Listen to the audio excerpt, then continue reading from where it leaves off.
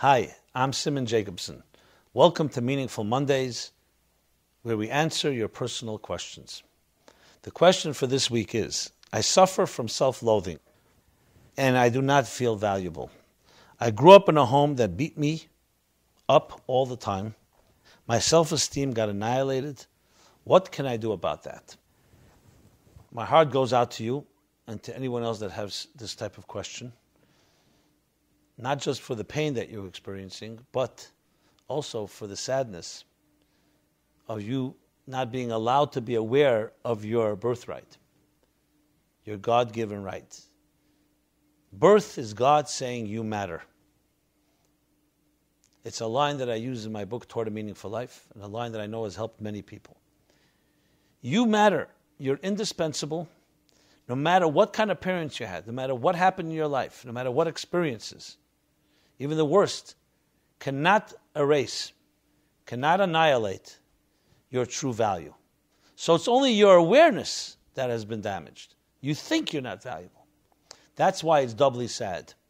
Because it's one thing to see a bird that is grounded and has no wings. It's another to see a bird that has wings and doesn't know it can fly. So I, for one, want to give you my vote of confidence to know, absolutely, no matter what happened in your life, your soul remains intact. You have an indispensable contribution to make, and the whole world is dependent on you. Think of yourself as an indispensable musical note. The music cannot be complete without you playing your note, without you singing your song. This confidence is necessary in order to rebuild what the Kabbalists call a breach of one's dignity. When parents, a home, an environment that's dysfunctional, beats you up and invalidates you repeatedly and makes you feel that you're worthless to the point you begin to self-loathe, what they're doing is extinguishing on a conscious level the dignity that is your birthright. They don't destroy it because it always remains in there. That's why we're bothered by it. That inner child always remains hungry, always remains calling and beckoning. But what they've done is, in effect, invalidates this child so many times that the child starts believing that they're worthless.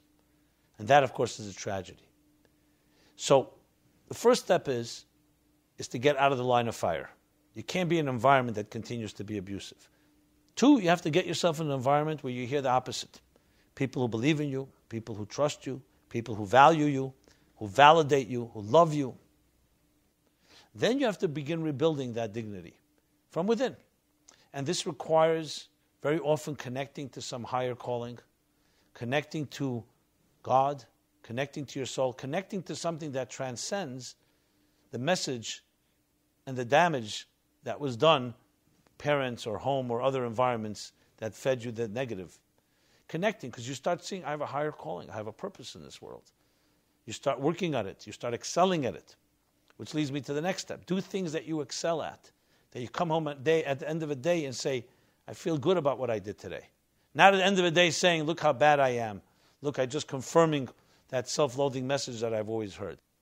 And finally, always remember, and do this every morning and every evening as an exercise. Always remember, I am a soul sent to this earth with a mission to accomplish. My parents didn't give this to me, my life and my mission, and they can't take it away from me. They may have deprived me from oxygen or love or nurturing, but they did not take away my healthy sense of pride and my healthy sense of purpose. You say this every morning when you wake up, and you say it every night when before you go to sleep. Steadily, consistently, it begins to become a message that starts feeding you. This is a great challenge of our times because we often live in a world where we are often measured by our value. People's self-worth is often defined by their net worth. Self-worth is often defined by our looks, by youth, by our output, performance, buying power, all kinds of superficial external things. The key thing to remember, all those things are temporary fixes. Instant gratification, short term. The bottom line is what makes you valuable forever and ever is your inner self, your soul, that was sent here for a purpose and a mission. Because that's not dependent on the whims and the vicissitudes of the ups and downs of social acceptance, parental acceptance, and peer pressure, and all the rest of marketing that sells us all kinds of imagery and external products telling you that if you have this, you'll be the valuable. You'll have that, you'll be valuable.